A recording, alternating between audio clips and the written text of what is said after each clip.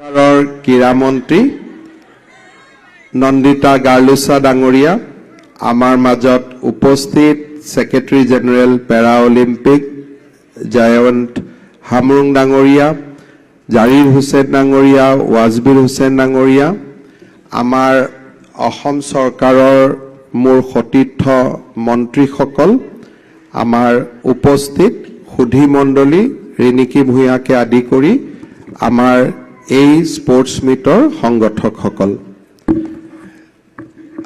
आज पूर्वोत्तर para Olympic खेलों के पहले संस्करण में इतने सारे नायकों का बीच उपस्थित होकर मुझे अत्यंत खुशी महसूस हो रहा है। मैं इस उल्लेखनीय आयोजन में अरुणाचल प्रदेश, असम, मेघालय, मणिपुर, सिक्किम और त्रिपुरा से शामिल होने वाले पूर्वोत्तर की सभी पैरा एथलेटिक को हार्दिक अभिनंदन करता हूं। यहां आपकी उपस्थिति आपका मानसिक दृढ़ता को प्रमाण करते हैं। आपने जीवन के चुनौतियों पर विजय प्राप्त की है और आप सच्चा नायक है। हमारे ये जो पूरा पैरा ओलंपिक का स्टोरी है, मैं थोड़ा सा आप लोगों को बताना चाहूंगा। There is a saying that those who look beyond physical limitation for them the sky is the only limit. Divyang individuals are an integral part of our society and they are no less capable than anyone else in any field. Our Divyang athletes are glaring example of this realization. India's Divyang athletes have demonstrated their incredible talent and determination on the global stage. At the 2024 Paris Paralympics, India achieved a historic milestone by winning 29 medals, including 7 gold, 9 silver and 13 bronze. हमारे जो Olympic team है, Olympic team में भी Olympic में इतना medal ना जीत पाए जितना मेडल हमारा पैरा ओलंपिकों ने पेरिस में जीत के लाए हैं। तो हमारे जो देश का गौरव है, हमारा जो देश का शोभा है, ये दोनों को ही हमारा पैरा ओलंपियाडों ने पेरिस में उन्होंने देश के लिए बहुत ही गौरव लेके आने में कामयाब हुए हैं। हमारे टोक्यो में भी 2020 में हम 19 मेडल मिले थे, लेकिन 2024 में हम 29 मेडल जीतने में कामयाब हुआ, 10 मेडल में इजाफा हुए। India's Paralympic journey began with para swimmer Mulika Petkar, the nation's first Paralympic medalist. This journey has since been carried forward by many legends that India has produced. These Paralympians are not just athletes, they are symbols of hope and resilience for millions of physically challenged individuals worldwide. Their achievements highlight the extraordinary power of mental strength and willpower in overcoming physical barriers. Their incredible accomplishments speaks volume about their abilities, redefining perception and inspiring generation. हमारे प्रधानमंत्री जी का हमेशा मन में होते हैं कि हम समाज में जो दिव्यांग बेटा बेटी है, बच्चा है, उनके लिए ज्यादा से ज्यादा हम काम करें। इसीलिए प्रधानमंत्री जी ने हमारे दिव्यांग व्यक्तियों का अधिकार अधिनियम में भी बदलाव किया और उन्होंने हमेशा दिव्यांग व्यक्तियों को आगे रखने के लिए हमेशा कोशिश करता है और उनका कारण ही हमें एक दिव्यांग हमारे बेटा बेटियों के लिए एक अच्छा इंफ्रास्ट्रक्चर मिलने में हमें कामयाब हुआ।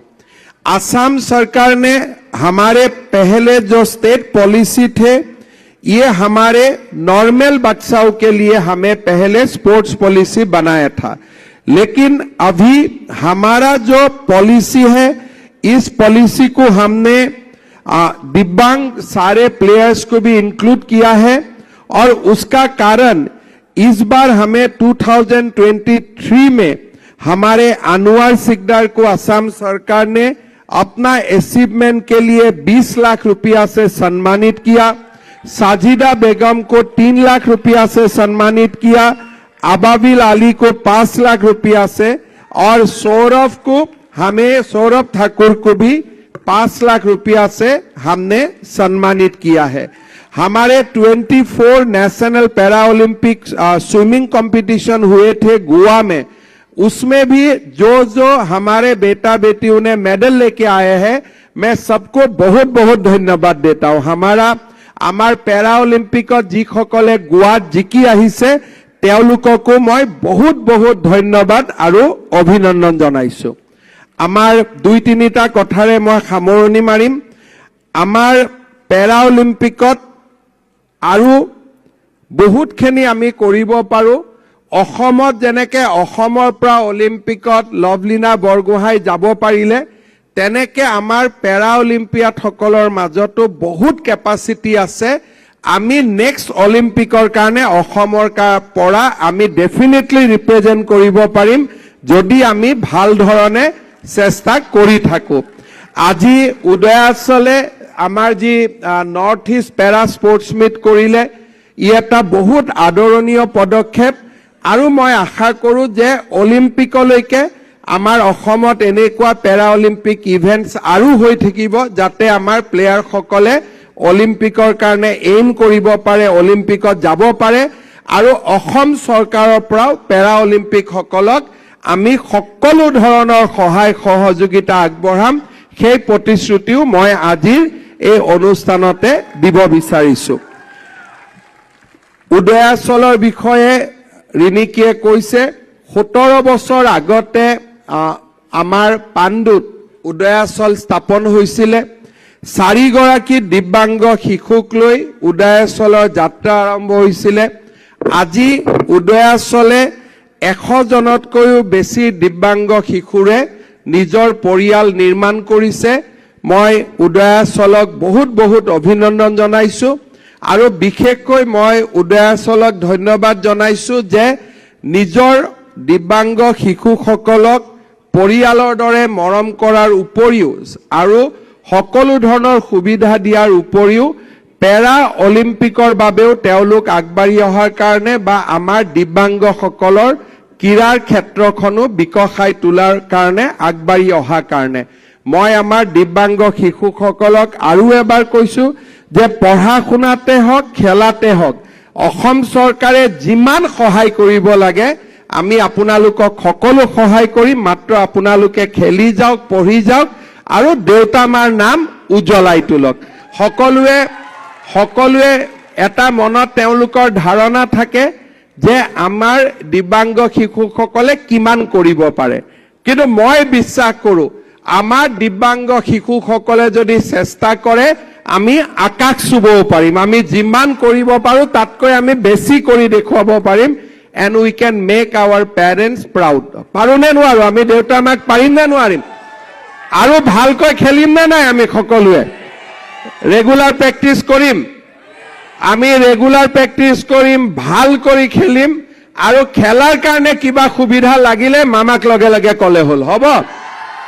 হ'ব খেলাৰ কাৰণে ইকুইপমেন্ট লাগে, ড্ৰেছ লাগে, কোচ লাগে, যি লাগে মামাক খালি খবৰ দিলে হৈ যাব। হ'ব একদম সকলোৱে ভাল কৰি খেলিব লাগে আৰু অহাবাৰ অলিম্পিক অসমৰ পৰা আৰু নৰ্থ ইষ্টৰ পৰা অসমত যাব। অসম আৰু নৰ্থ ইষ্টৰ পৰা অলিম্পিক মেডেলো জিকিব লাগিব। পাৰিম নে নোৱাৰিম? আমি সকলোৱে ডাঙৰ কৰি ক'ব লাগে, পাৰিম নে নোৱাৰিম? আমি পাৰিম। ঠিক আছে, মই সকলোকে আকৌ এবাৰ ধন্যবাদ জনালো, উদয়াচলক ধন্যবাদ জনালো।